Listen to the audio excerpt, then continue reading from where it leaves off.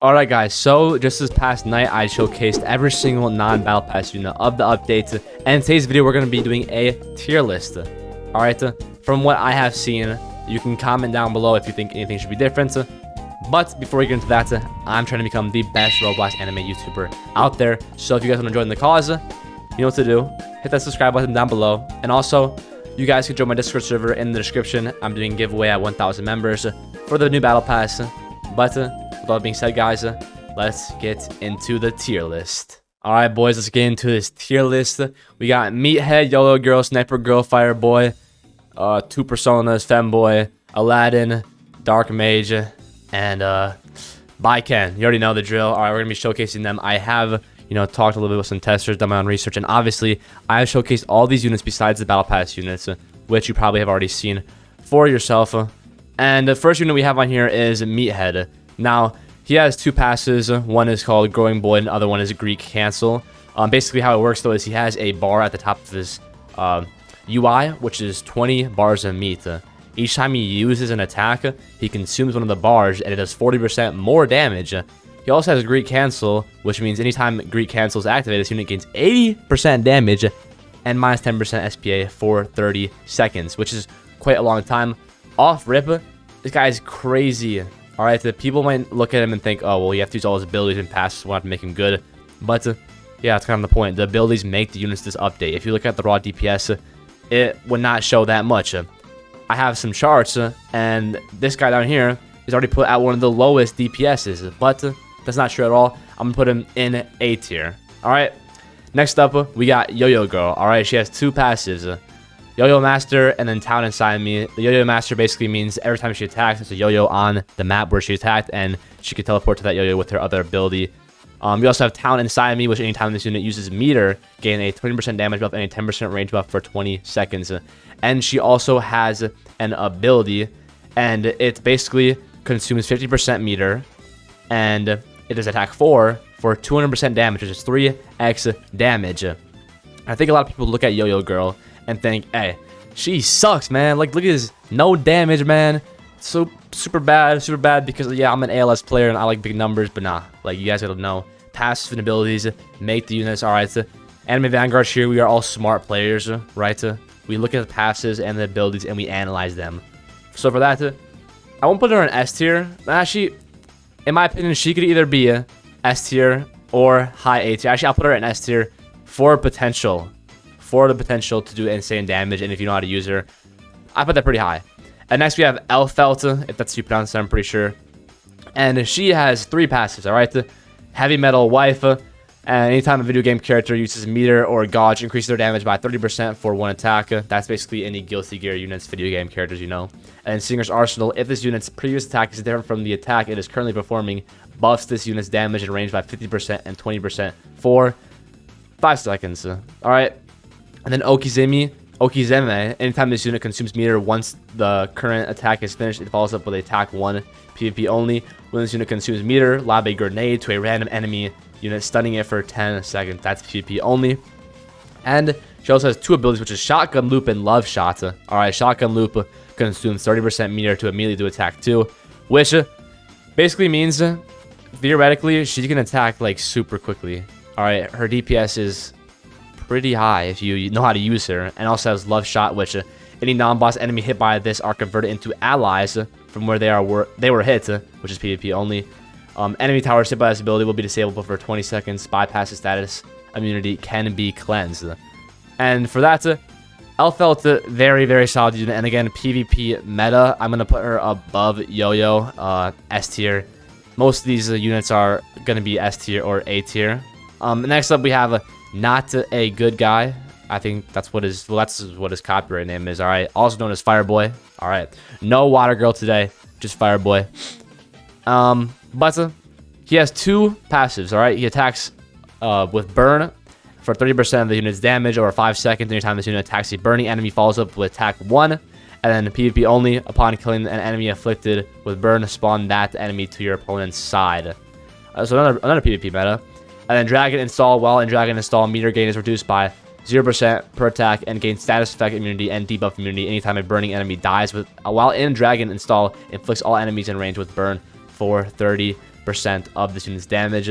And then he also has 2 abilities. One is called Hell and one is Dragon's Install. Dragon's Install is just the ability that makes him a little bit more buffed. It's 150% damage and 30% range. And then Hell is consuming 2 bars a meter to detonate all burns for the remaining DOT in this unit's range. Does not count intense burn. So for that, Fireboy right here, Fireboy, he low-key pretty good, I cannot lie. He is for the ALS players out there, alright? He got the big numbers, and he can back it up, right? It's pretty good.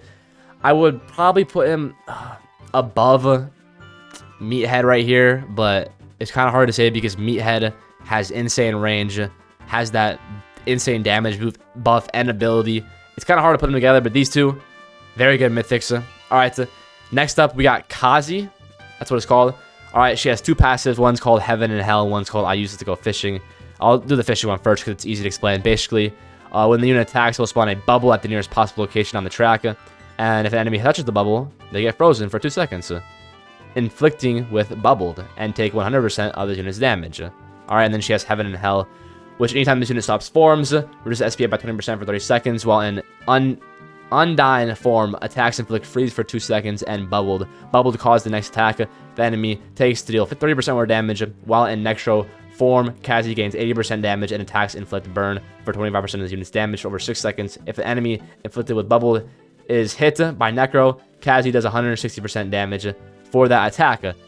And then she has 2 abilities, which is just Heaven, which will switch between her 2 modes, right? She has 2 modes which have, you know, respective abilities and whatnot. One's freeze and one's burn. And then Queen of Man, which is when pressed, consumes 50% stock a meter to switch between Undying and Necro. Oh, sorry, that's the one to switch. Heaven is consumes 1 bar a meter to cleanse all debuffs and status effects from units in this unit's range.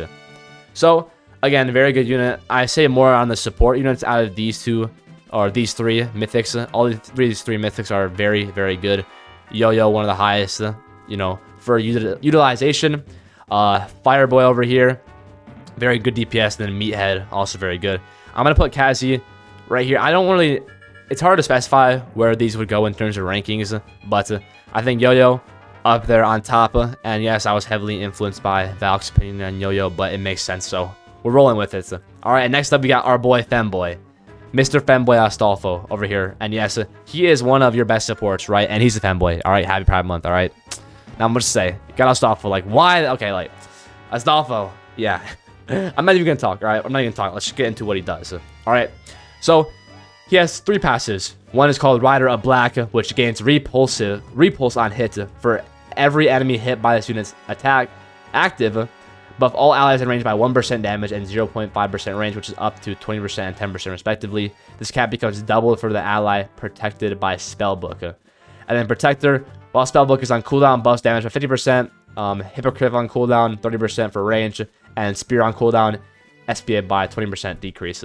And Soul Separation, anytime a soul created by Spear is destroyed, lower the cooldown of all riders active by 0.5 seconds. And then Astolfo literally has 3 abilities, alright?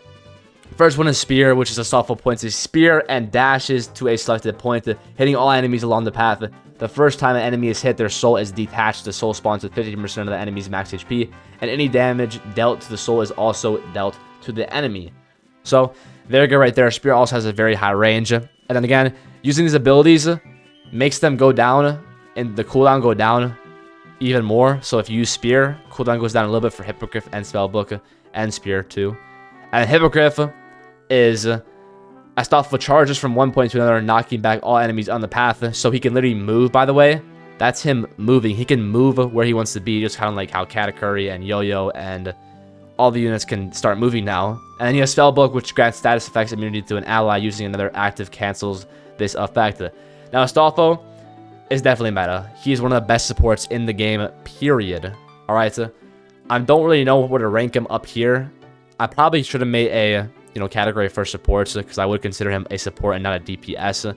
I'll probably do that right now, actually, because he is a support for sure. Alright, so here we got support. Astolfo goes in support, as he is not very high DPS, mainly used for his abilities and whatnot. And then we have some of the Battle Pass units. Alright, first one is, this is Aladdin right here. He has 2 passes. Yes, all that is good and unwavering truth. All that is good is anytime this unit cleanses a debuff or a status effect from an ally, buff that ally by 25% damage and 10% range for 30 seconds. And then unwavering truth, attacks not repulse, gains a rook meter anytime an allied unit is debuffed or inflicted with a status effect. This meter builds by 5%. Once the meter is full, it will automatically activate, cleansing all allies in range of debuffs and status effects. All right, and then I think he does have abilities, I'm pretty sure. No, wait, no, he doesn't have abilities. Sorry, guys. He does not have any abilities. But, again, another support unit over here.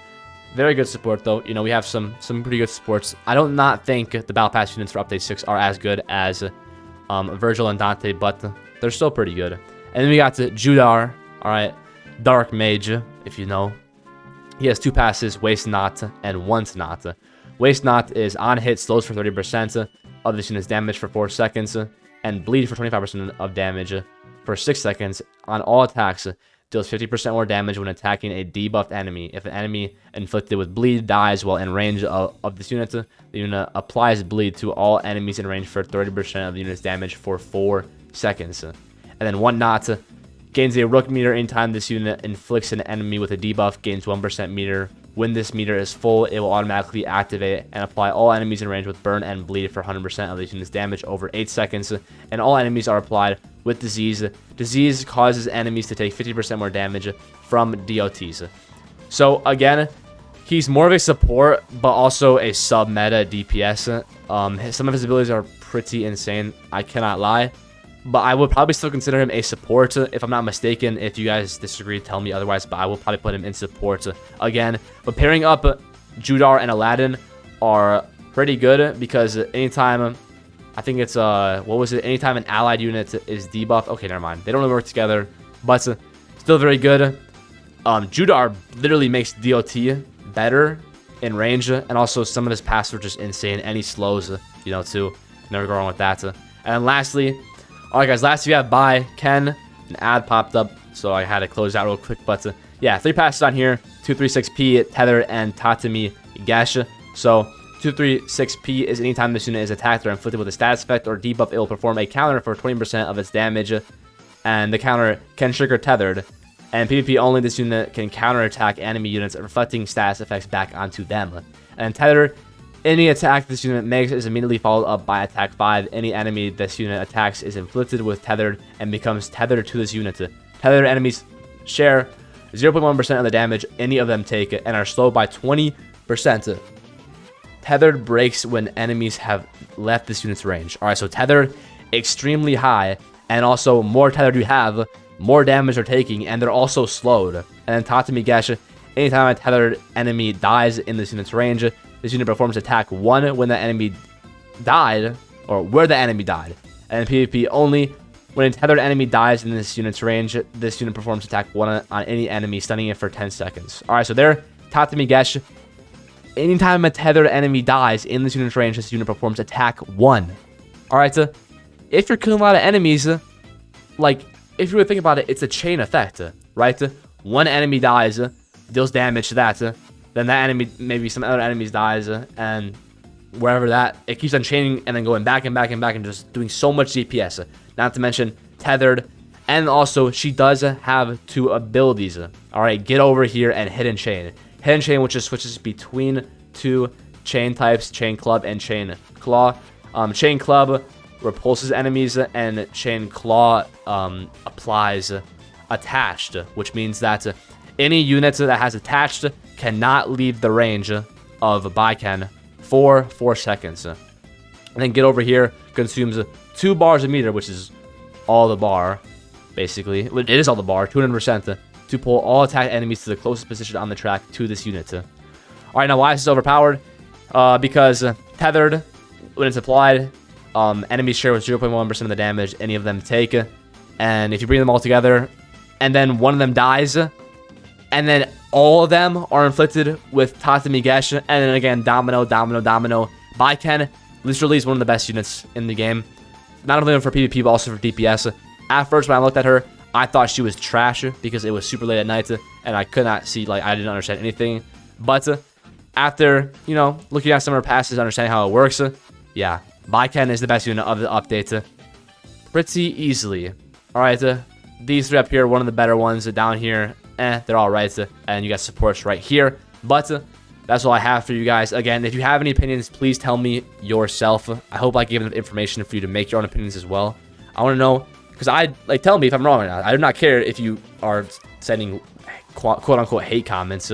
But if you think this is different or if anything should be changed, then just tell me in the comments, guys. But that's all I have for you guys. So make sure to click subscribe. Join my Discord server. Again, giveaway at 1,000 members. And join my group. You can cop some merch in there. It's pretty mid, but it's kind of tough too. I can't lie.